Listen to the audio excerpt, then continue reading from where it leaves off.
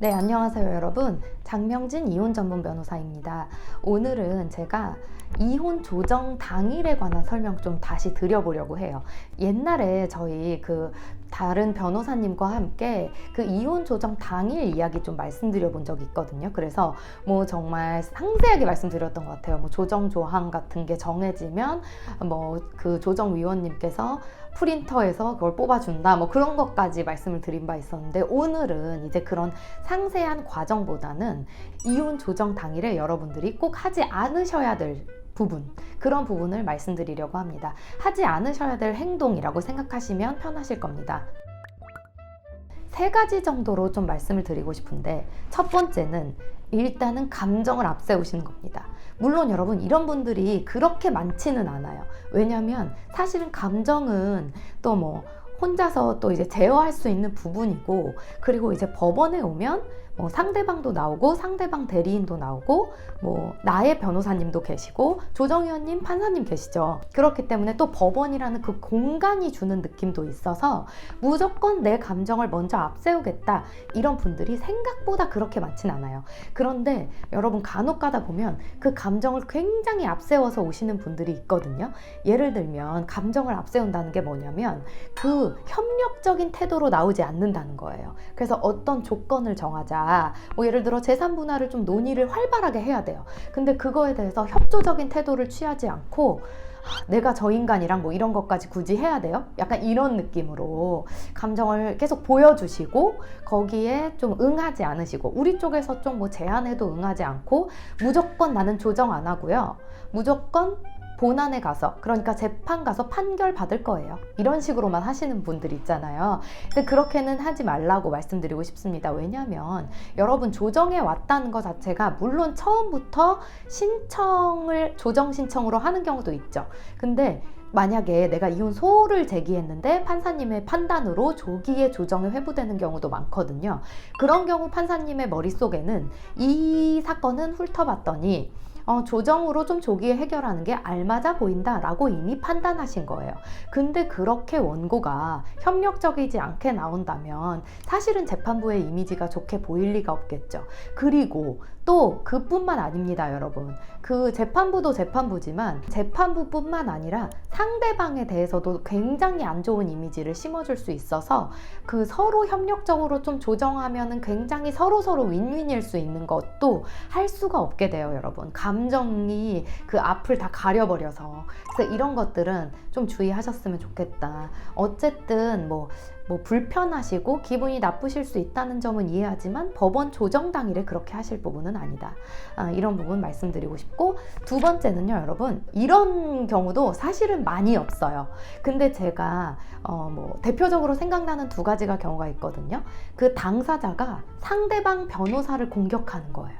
상대방 대리인한테 계속 안 좋은 말을 하거나, 그러면 여러분, 상대방 변호사도 사람이기 때문에 당연히 기분이 좋지 않고, 그리고 상대방 변호사한테 좋은 인상을 주시면 아무리 상대방 당사자라고 하더라도 이분 어차피 부부였던 분들이잖아요. 그렇기 때문에 아이들도 있고, 그러면 아이들을 위해서, 저분을 위해서 이 부분은 우리가 양보합시다, 이렇게 내 의뢰인을 내가 설득할 수도 있는 상황임에도 사실은 하고 싶지 않죠 여러분. 당연히 그런 태도로 나오는 분들한테.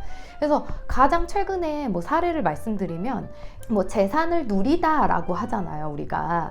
근데 이게 좀 법원에서도 사실은 좀 기술적으로 사용하는 법률적으로는 좀 그렇게 하는 의미가 있거든요. 그런 뉘앙스. 그러니까 예를 들어서 재산권을 누리다, 아니면은 내가 한강을 조망할 수 있는데 한강 조망의 이익을 누리다, 그냥 이 정도로 좀 기술적으로 표현되는 그런 부분들이 있어요.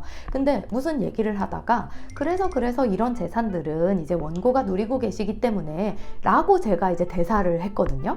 그런데 상대방 당사자가 너무나 화를 내면서 그 상황에서 누린다고요? 지금 누린다고 하셨어요? 이러면서 딴지를 거는 거예요 여러분. 이거 정말 좋지 않죠 여러분? 조정위원이 보기에도 싸우러 나왔나? 하는 인상을 줄 수도 있습니다. 그래서 제가 따로 이게 법률적이고 이게 그런 기술적으로 이렇게 설명은 안 드렸는데, 사실상 저도 당연히 이미지가 딱 안 좋게 와서 박히죠. 그러면 그 조정이 잘 될 리가 없습니다, 여러분. 그러니까 사실은 자기 사건이 잘 되고 자기가 좀 잘 되고 싶으면 상대방 대리인한테 그렇게 할 필요가 없는 거예요. 그러니까 여러분, 아까 좀 더 덧붙여서 말씀드리자면 그 누리다를 그분은 정말 내가 만끽하고 나만 막 이거를 쓰고 나만 이거를 쓰면서 행복해하고 뭐 이런 거를 생각하셨나 봐요. 근데 그런 뜻이 아니겠죠, 여러분. 그런 하나하나에 집착하면서 상대방 변호사를 공격하거나 감정을 드러낼 필요가 없습니다. 그리고 제 의뢰인도 상대방 변호사님한테 그런 적이 있어요. 그래서 옛날에 이거 몇 년 전 사건인데 제 의뢰인이 그 남편분이 집을 좀 장기간 가출하셨었거든요. 그래서 좀 계셨어요. 그래서 그런 거는 저도 이해를 했지만, 그래서 우리 의뢰인이 제가 생생히 기억나는 장면이 그 조정실에서 자신의 가방을 이제 그 패대기를 친다고 해야 될까요, 여러분? 그러니까 좀 세게 이렇게 팍 났는데 그거를 어쩌다 보니까 상대방 변호사님 앞에 가방이 패대기가 쳐진 거죠. 그래서 얼마나 죄송스러운 상황이에요, 여러분. 그래서 그렇게 하고 우리 의뢰인은 탁 밖을 나가버렸고, 그래서 제가 이제 그때는 상대방 변호사님한테 죄송하다고 말씀드리고, 이런 상황이 지금 감정적으로 너무 그러신 것 같은데 제가 이거는 좀 어떻게 컨트롤을 시켜보겠다, 이렇게 좀 말씀드렸던 기억이 있습니다. 그리고 복도에 가서 말씀을 잘 드렸고, 이렇게 하시면 안 되는 부분 당연히 상대방 변호사님한테 그러면 안 되죠. 그래서 그런데 잘 얘기가 돼가지고 복도에서 잘 진정이 되셔서 그 사건 그날 조정이 되기는 했어요, 여러분. 근데 아까 말씀드렸던 제 의뢰인의 상대방이 이제 저한테 그렇게 딴지를 걸었던 그 사건은 당연히 조정이 잘 안 됐어요. 네, 이런 부분이 좀 있고요, 여러분. 그래서 이제 뭐 상대방 대리인도 자기 의뢰인이 너무 감정적이면 좀 이렇게 제지를 해줘야 뭐 조정 당일의 목표를 좀 공동의 목표를 달성할 수 있지 않나, 이제 그런 생각 한번 해봤습니다. 그리고 여러분, 마지막 세 번째는 작은 돈에 굉장히 집착하는 겁니다. 이거는 조정에서 목표한 바를 이루는데 전혀 도움이 되지 않아요. 예를 들어서 재산 분할인데 막 몇 억을 지금 논하고 있는데 500만 원 막 이런 부분에 집착하십니다.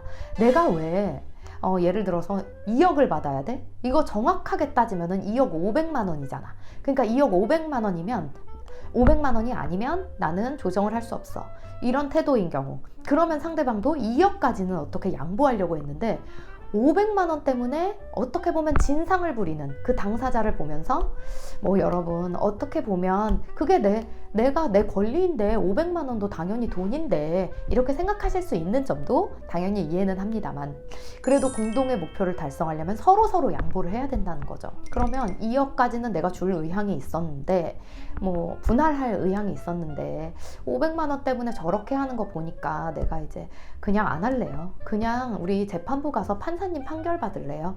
이렇게 좀 체념하시게 되거든요, 상대방도.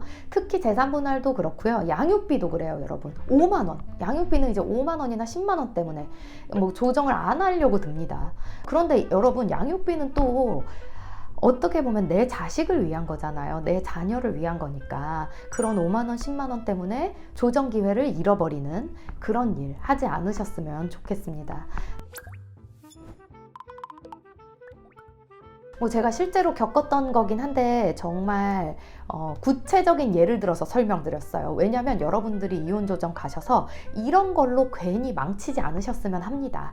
그런 것 때문에 한번 설명을 드려봤고요. 그러면 이혼 조정 성실히 임하셔서 모두 좋은 결과 얻으셨으면 좋겠습니다. 네, 그러면 오늘도 제 영상 봐주셔서 감사드립니다.